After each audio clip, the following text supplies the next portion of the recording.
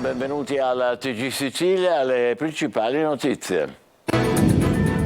Rapine, estorsioni e droga, 11 arresti nell'operazione Catena Spezzata nel Catanese. La banda terrorizzava le vittime che aggrediva brutalmente durante i colpi. Le mani della mafia sul comune di Custonaci, blitz nel Trapanese, 21 arresti, in carcere anche l'ex assessore Guarano, indagato l'ex sindaco Morfino, uno dei boss arrestati. Ho incontrato in una grotta Messina Denaro latitante. In un'altra operazione 31 denunciati in 5 regioni. La Guardia di Finanza di Catania blocca gli affari degli imprenditori legati al clan Scalisi di Adrano, già in carcere, e sequestra 86 milioni. Le follie del servizio pubblico sanitario: mancano i medici nei reparti d'urgenza e lo Stato arruola professionisti a gettone che arrivano a guadagnare fino a 1.200 euro a turno. La Sicilia si scopre a sorpresa, insieme al meridione d'Italia, traino dell'economia europea. Il sud cresce più del nord, un dato che fa a pugni con le condizioni generali del paese. Palermo inghiottita dal traffico su Ponte Corleone e via Crispi si impiega anche un'ora per fare appena qualche chilometro. A Catania festa per i 100 anni dell'oratorio di Cibali, più spazio nei locali nuovi e una storia antica a favore dei giovani sottratti alla strada e alla criminalità. Calcio, pazza notte al Barbera, il Palermo acciuffa lo Spezia al 104esimo, finisce 2-2. Domani torna in campo il Catania che sfida il fanalino di coda Monterosi.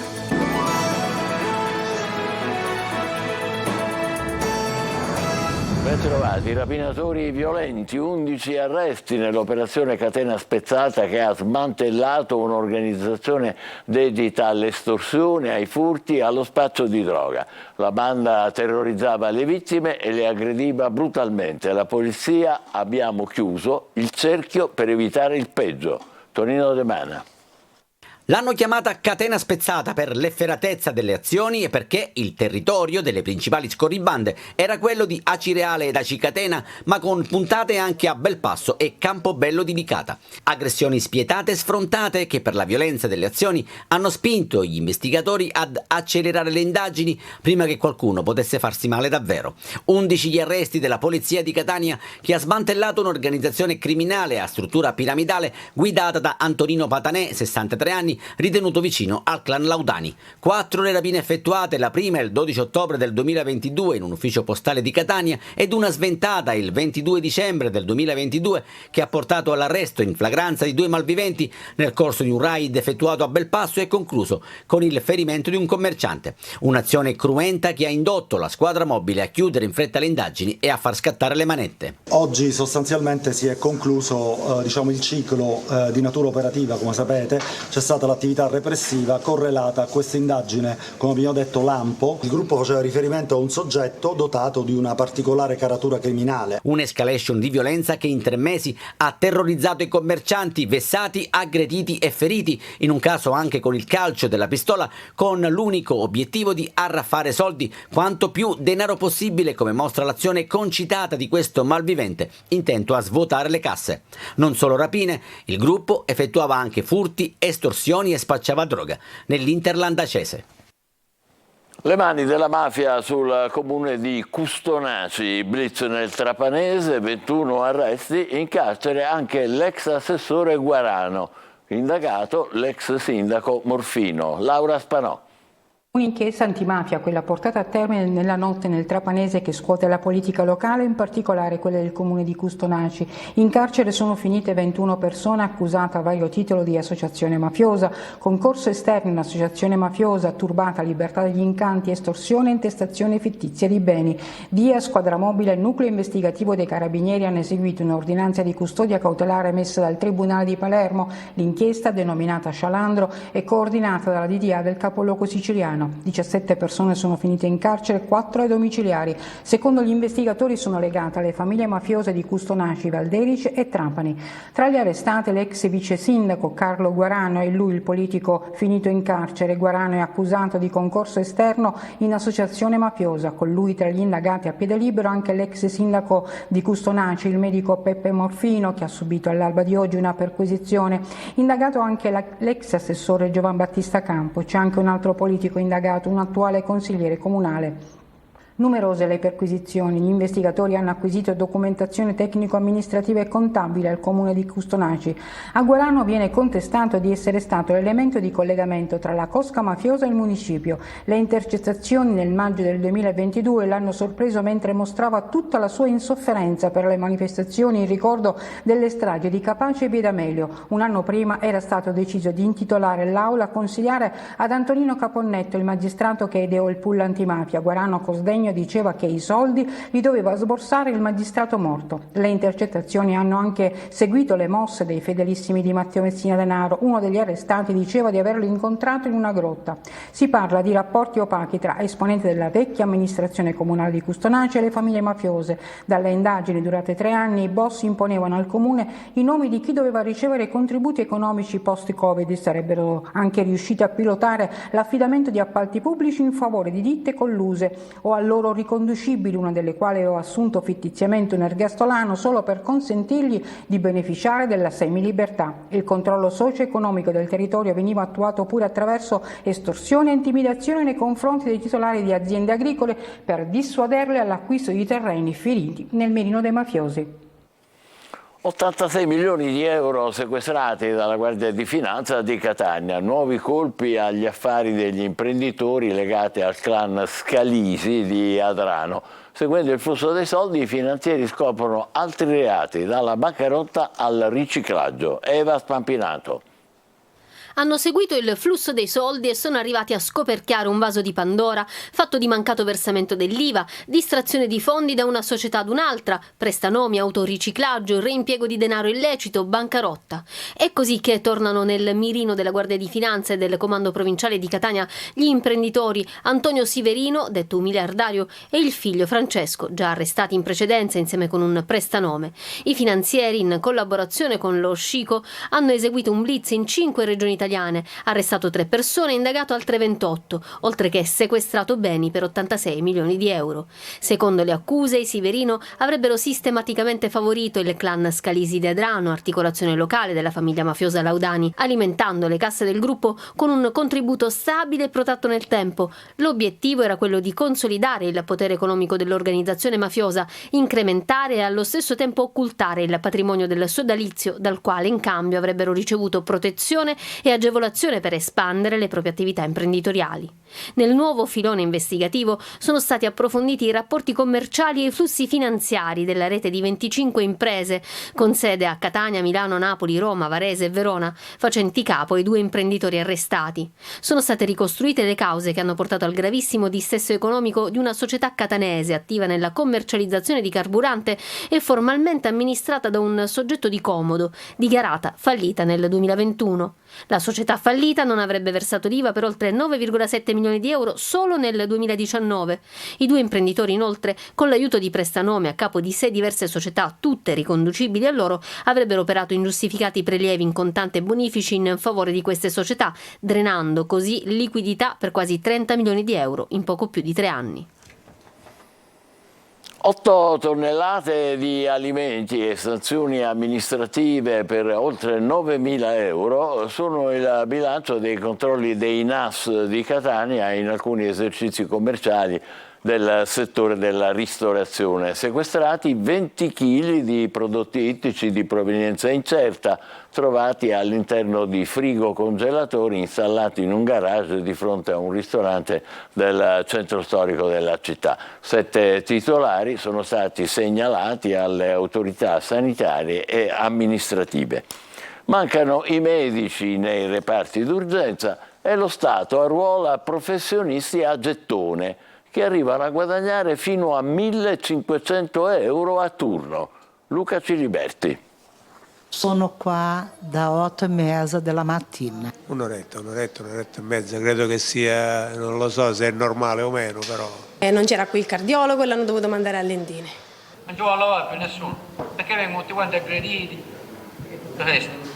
e poi mi prendo quando all'ospedale, quando mi prendono il reparto, ma il reparto lavora molto meno, c'è paragone. Arrivare al pronto soccorso e dopo un'attesa di ore ritrovarsi affidati alle cure di un medico, sì, ma che spesso ha scarsa o nessuna esperienza nella medicina di urgenza perché è specializzato in oncologia, in radiologia o in medicina estetica. Negli ospedali, specie nei reparti di emergenza, mancano medici, si calcola circa il 40% nelle piante organiche e la maggior parte delle aziende sanitarie territoriali per tamponare sono costrette ad arruolare liberi professionisti a partita IVA, i cosiddetti gettonisti. In Sicilia su circa 800 medici di pronto soccorso che servirebbero ce n'è poco meno di 400, soprattutto nei pronto soccorso di periferia, quelli delle ASP. Pensare di poter rimpolpare le nostre unità operative con i medici gettonisti è assolutamente una follia. Gestiti da cooperative nazionali, sono chiamati per coprire turni di 12 ore e vengono pagati dalle 80 alle 120 euro all'ora. Un medico che può avere qualunque tipo di specializzazione o anche nessuna specializzazione, che accetta di fare il gettonista, guadagnerà per una notte in servizio 1.200 euro, 100 euro l'ora. C'è un mio amico oncologo, per esempio, che recentemente ha scelto di mettersi in aspettativa dal posto di lavoro dove era di ruolo, si è preso aspettativa, la legge lo consente, e nei mesi in cui sarà in aspettativa farà questo, i turni in pronto soccorso, e ovviamente guadagnerà cifre che da dipendente non avrebbe mai guadagnato, non si sarebbe mai sognato di guadagnare. E spesso, quando i pronto soccorso sono affidati ai gettonisti, i reparti si fermano. Evidentemente il gettonista viene pagato ad ore. Se ha un caso dubbio, tiene il paziente all'interno del reparto di pronto soccorso tutto il tempo che serve per fare una diagnosi che lo metta al riparo anche dal punto di vista medico-legale. Ma mentre lui studia al triage e in sala d'attesa, c'è magari quello col braccio rotto che aspetterà ore. La Sicilia si scopre a sorpresa, insieme alla Meridione d'Italia, traino dell'economia europea. Il Sud cresce più del Nord, un dato che fa a pugni con le condizioni generali degli italiani e del Paese. Manlio Viola. L'Italia traina la crescita economica in Europa e il Sud con la Sicilia trainano la crescita in Italia. Il dato che ha dell'incredibile emerge dall'analisi di Unioncamere sui dati Infocamere. L'analisi parte dal saldo attivo fra nascite e chiusure di aziende nuove e vecchie. La Sicilia, che da sempre è la culla delle start-up, in questi 3 mesi ha registrato la nascita di oltre 1.500 imprese innovative. Ed anche l'edilizia, grazie al PNRR e agli ultimi effetti del Superbonus, continua a crescere. Per questo Unioncamere Sicilia continua a sostenere iniziative per l'innovazione e la digitalizzazione delle imprese, che sono i veri fattori della resilienza delle attività economica. In Sicilia nel terzo trimestre del 2023 si registra una crescita di 727 aziende. In termini percentuali si tratta dello 0,15%, ovvero appena inferiore allo stesso periodo dello scorso anno. A trainare sono le costruzioni, perché grazie agli investimenti che vengono dal PNRR c'è tanto da realizzare. Dati che fanno a pugni però con le reali condizioni del Paese, dove la disoccupazione resta al secondo posto in Europa e quella giovanile e femminile al primo posto. I servizi nel Sud hanno un coefficiente di efficienza della metà rispetto al centro e di un quarto rispetto al nord. Da questa settimana metteremo in campo 2 importanti azioni per sostenere lo sviluppo territoriale e l'internazionalizzazione delle imprese, con ricadute importanti sull'occupazione dei giovani. Infatti, domani presenteremo con la Camera di Commercio di Palermo Enna la nuova piattaforma Servizi Nuove Imprese, assieme allo sportello dedicato a chi ha voglia di avviare una nuova attività. Una crescita importante, ma resa possibile probabilmente dalle condizioni di partenza che continuano a denunciare arretratezza e un gap difficile da colmare, anche se dalla regione siciliana si esulta. Gli aiuti regionali, dicono gli assessori all'economia Falcone e alle attività produttive Tamaio, danno fiducia e questo libera investimenti e voglia di fare impresa. Palermo inghiottita dal traffico. Su Ponte Corleone in via Crispi, a causa dei lavori, si impiega anche un'ora per percorrere soltanto qualche chilometro. Marco Gulà. Mi vergogno a dirlo, è traffico troppe macchine, è un traffico tentacolare, vorticoso, che ci impedisce di vivere. Forse lo zio di Johnny Stecchino nel celebre film tanto torto non aveva. Uno dei problemi della città di Palermo è proprio il traffico, tentacolare come dice lui. E in effetti, guardando le immagini odierne, non ci andiamo tanto lontani. Questo è Ponte Corleone. A causa degli ennesimi lavori su una delle careggiate, questo è il risultato, una coda di auto infinita. E ci vanno nemici, famiglia contro famiglia, troppe macchine. Troppe macchine, vero, ma anche lavori in due parti nevralgiche della città, come appunto su Ponte Corleone e poi in via Crispi, altro snodo cruciale della viabilità palermitana. Anche più di un'ora per percorrere alcuni chilometri, una città sempre più assediata dal traffico quotidiano che in alcune ore della giornata diventa davvero estenuante per tutti gli automobilisti. Chiediamo all'assessore comunale all'urbanistica quale può essere la soluzione. I problemi del traffico di questa città si risolvono, intanto verificando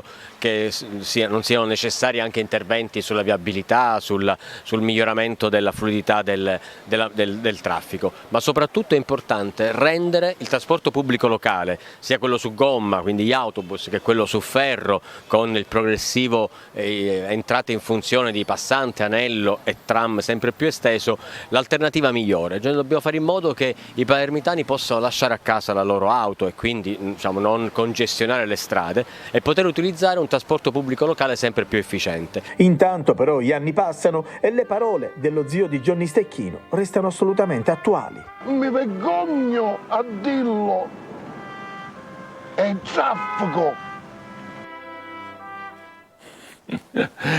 Sì. A Catania, nel quartiere Cibali, l'oratorio che ha formato generazioni di giovani sottraendoli alla strada e alla criminalità, dopo l'acquisto di alcune case diroccate e la loro riqualificazione, è in festa per i nuovi locali e i 100 anni di storia da raccontare. Adelaide Barbagallo. Da abitazioni fatiscenti a una casa per tutti. A Catania, nel cuore di Cibali, quartiere ad alto rischio dispersione scolastica, l'oratorio che ha formato intere generazioni di giovani. 100 anni di storia, 50 da quando c'è pure la chiesa. Ed è giunto il momento di festeggiare i nuovi locali. Qui, dai bambini ai più anziani, tutti si incontrano e fanno qualcosa. Questo oratorio come la fontana in cui tante famiglie possono attingere acqua da riportare nella propria casa. Il recupero scolastico si fa con un rapporto individuale di insegnanti e bambino 1 a 1. Molti dei nostri bambini fanno recupero scolastico a casa di anziani invalidi che non possono venire in parrocchia. Un oratorio che è un faro per questo quartiere. Il mio sogno è che ogni parrocchia abbia il suo oratorio. L'oratorio ormai non è più semplicemente il luogo dei ragazzi, ma il luogo delle famiglie. Dobbiamo pensarlo così. Nel 1921 la famiglia Marletta donò il terreno per far sorgere un centro di aggregazione giovanile. La prima costruzione fu una cappella e poi il teatrino, ai cui spettacoli partecipava tutto il quartiere. Tutti maschi, anche le parti femminili le facevano i maschi. Tra i più giovani c'è Alice, cresciuta qui e che all'oratorio ha dedicato la sua tesi di laurea. C'è Alessia. Padre Alberto, vorrei andare in Africa per aiutare il prossimo, e lui mi ha risposto: c'è bisogno che arrivi fino a là, inizia da qua, da casa tua. Vito ora fa il ginecologo. La guerra era finita da pochi anni e l'oratorio ci accolse per farci maturare dal punto di vista religioso, spirituale e anche sportivo. Molti i ragazzi di un tempo diventati professionisti e che continuano a frequentarlo. Cardiologi, otorini, di tutto c'è stato in questa, una sorta di clinica, voglio dire, che ci ha preparati per il futuro. Un oratorio che riesce a raccogliere la solidarietà di tanti, e tra questi anche quella del calciatore del Catania Di Carmine, che ha donato la sua maglia numero 10 che verrà data in sorteggio. Ed eccoli ancora qui, i ragazzi degli anni 60. Avete domande, proposte e anche proteste da far arrivare all'amministrazione di Catania? Venerdì 27 alle 14.30 Sicilia 24 Focus su Telecolor ospiterà in diretta il sindaco di Catania Trantino. Inviate le vostre domande alla nostra mail sicilia24focus@telecolor.it e al numero di WhatsApp 342 74 55 005, li avete letti in sovraimpressione. Trentino a partire dalle 14:30 vi risponderà. Bene, ci fermiamo per pochissimo, tra poco il calcio con il pari in rimonta del Palermo e la vigilia di Monterosi Catania. State con noi.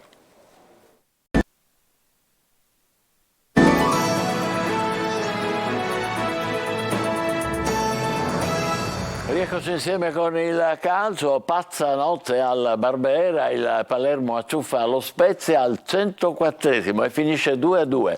Ci pensa Stulac a regalare un punto insperato alla compagine rosanero. Marco Gullà. Il Palermo non muore mai. Al minuto 104 Leo Stulac recupera lo Spezia e con una punizione magistrale pareggia sul 2-2, una partita che sembrava persa. E invece il Palermo non si è arreso, è risalito dallo 0-2 al 2-2, un punto che ha il sapore quasi della vittoria. Una partita pazza, quella del Barbera, non adatta ai deboli di cuore. I 30.000 sugli spalti chiedono una vittoria, ma è lo Spezia a giocare meglio sin dall'inizio e a creare occasioni. Così dopo un salvataggio di Piacelli, Henderson alla mezz'ora regala palla a Reca che dal limite dell'area sfodera un tiro a giro che brucia l'estremo difensore rosanero. È 0-1. Il Palermo stordito prova a reagire, ma la formazione ligure è ben messa in campo. Nella ripresa il Palermo si riversa in avanti, reclama un rigore che probabilmente c'era, ma che l'arbitro non fischia dopo 3 minuti al VAR. Si va avanti ed è lo Spezia a raddoppiare. Bandinelli approfitta del lassismo della difesa palermitana, serve Zurkowski con un cross basso e da pochi centimetri il numero 9 non fallisce. Sembra finita, ma non è così. Lund per Mancuso non sbaglia l'attaccante rosanero subentrato a Insigne. 1-2. Il Palermo crea, tira in porta, ma non riesce a pareggiare. La partita regala ancora emozioni, le più belle per il rosanero. Dopo un presunto calcio di rigore al 102esimo per una spinta di Bertola su Soleri, Forneo assegna il calcio di punizione dopo aver stabilito al VAR che il contatto è avvenuto fuori area. Ci pensa Stulac a fare 2-2 e a mandare in estasi il popolo del Barbera. Le due squadre hanno accettato il confronto, hanno cercato di superarsi sino all'ultimo secondo. Se andate a vedervi i dati della partita certificano che meritavamo un risultato positivo e l'abbiamo ottenuto con una spinta straordinaria del nostro pubblico, 30.000 persone che ci hanno aiutato, sostenuto e noi abbiamo messo in campo l'energia giusta per provarci, per non abbatterci. Palermo terzo in classifica, ma con una partita ancora da recuperare. Domani con inizio alle 18:30 il Catania giocherà in casa con il Monterosi con l'obiettivo di dare continuità alla vittoria contro il Taranto. Tabiani sta valutando le diverse opzioni a sua disposizione, considerati anche gli impegni ravvicinati. Francesco Triolo.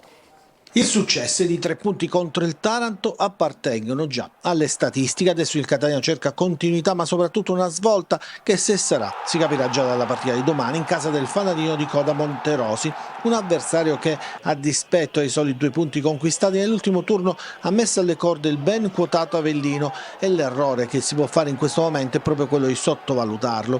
Il vento deve cambiare, già si è notata un'inversione nell'approccio della squadra e l'esultanza di Di Carmine con un Tabiani che domenica era dato sotto esame è un bel segnale di compattezza della squadra, ma adesso occorre dimostrare di poter proseguire su quella strada. Servono conferme anche lontano dal Massimino. Il tecnico rossazzurro ha battuto molto su questo argomento in questi giorni di preparazione e di avvicinamento al match di domani pomeriggio. Ritroverà Silvestri, il difensore centrale che ha scontato il turno di squalifica, e può contare anche sulla disponibilità, seppur non a tempo pieno, di Chiarella se dovesse esserci necessità per l'attacco. Quaini è difficile possa essere recuperabile, così dal primo minuto potrebbe esserci spazio per Rizzo.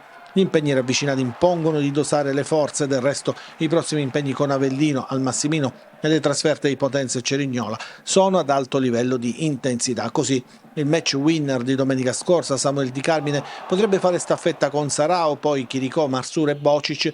Si giocheranno le altre 2 maglie se dovesse essere 4-3-3, altrimenti c'è la possibilità di vedere Sarao e Di Carmine insieme dall'inizio con Bocic dietro, soluzioni su cui sta lavorando Tabiani, ma su cui scioglierà i dubbi solo nell'immediata vigilia della gara. E noi ci fermiamo qui, TG Sicilia torna alle 20, grazie per essere stati con noi, buon pomeriggio.